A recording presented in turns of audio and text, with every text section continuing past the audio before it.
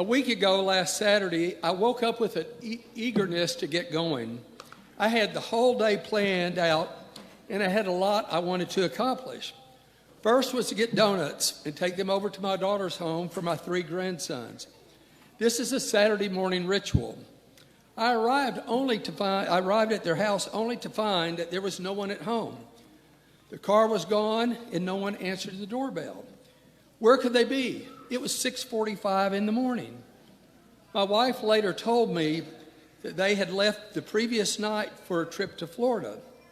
Well, it would have been nice if they would have told me. I could have saved $20. But no matter, I had plenty to do. Next on my list was to take my 3 dogs to the doggy park in Springdale.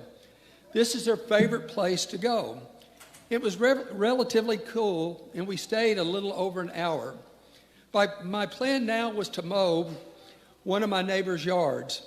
They're out of town for a 3-week vacation, and I'd mentioned to them that I would spend some time mowing their yard. And they have a really big yard.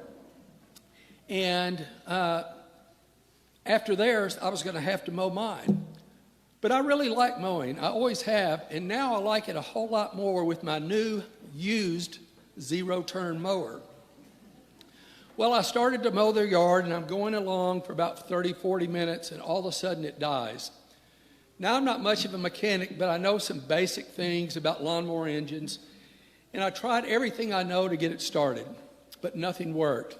I then made 2 trips to Williams Tractor Company to get their advice and to buy a couple extra parts that I thought might change the thing.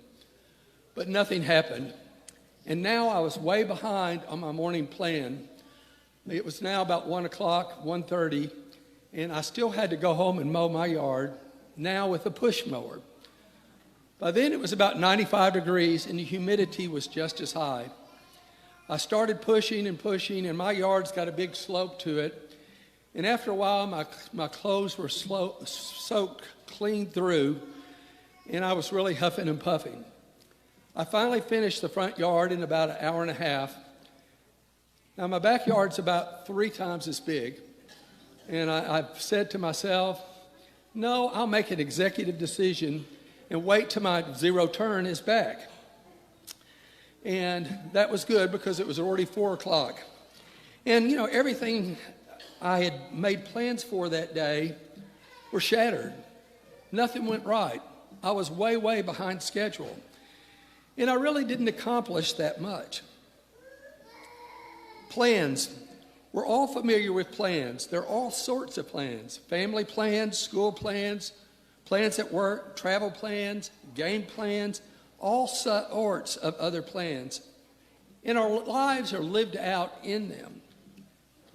As Christians, we need to react like Jesus when our plans go astray. Recall in last week's gospel, Jesus sent the disciples out 2 by 2 to spread his message, to cure the sick, and to drive out unclean spirits.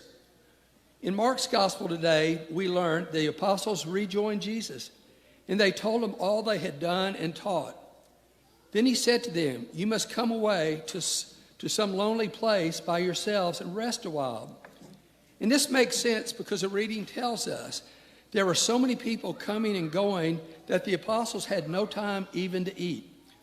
So they went off in a boat to find a lonely place where they could be by themselves. They obviously needed a break and some rest. And we can all identify with that as well. It must have been a lovely scene. They all got into a fishing boat and began rowing across the lake. The boat was gliding along through smooth waters, and the only sounds you could probably hear were the oars dipping into the water and perhaps a screeching gull or 2 swooping overhead. They were looking forward to the prospect of finding that quiet place on the other side where they could open up their wine bottles and pack their food, sit and talk, and quietly have time to share their stories and to listen to what Jesus had to say. Nice plan, wasn't it? But then as they approached the opposite shore, they saw a large crowd and heard noises of people that were sounding like they were going into a stadium. And you can only imagine how the apostles felt. No doubt they were annoyed. Their plans of peace and quiet were shattered. Life is like that, isn't it? Our best laid plans and our cherished moments are often stolen from us, and it's easy to become frustrated, resentful, and even angry on these occasions. There are many days in our lives when, at the end of the day, we couldn't tell you what, if any, we had accomplished. All our plans from the first moments of the day were interrupted by so many sudden and unexpected demands. Most of the time, these demands come from other people, coming to the door, calling us on the phone, stopping us on our way through the day. For a parent with young children, these interruptions can occur several times an hour. Little, if anything, we plan for the day really gets accomplished. The question now confronts us: how do we react when our plans are either interrupted or completely shattered? How do we react when people frustrate us and our goals? Do we get resentful and make life miserable for those around us? Do we allow our resentments to lash out at those around us? Or do we get sullen and make the lives of those around us miserable? How should we respond? When we stop and think about it, Jesus took many setbacks and converted them into occasions for good. He took a lawyer's tricky question, and in his response gave us the wonderful story of the prodigal son. On the cross, dying in agony, he asked his Father to forgive those who nailed him on the cross. Here in today's account, he got out of the boat even though he was weary and needed a break. Mark reports, as he stepped ashore, he saw the large crowd, and he took pity on them because they were like sheep without a shepherd. And he set himself to teach them at some length. We have a choice. We can become frustrated, resentful, and feel sorry for ourselves, or we can try to act like Jesus and try to do some good. Maybe that's listening to someone who's lost their job or whose marriage is on the rocks. Encouraging a person who's grieving over a loved one or has maybe discovered they have, a bad illness.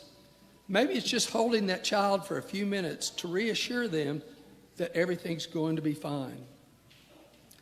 Finally, we need to remember that God's agenda and our own agenda may not exactly be the same.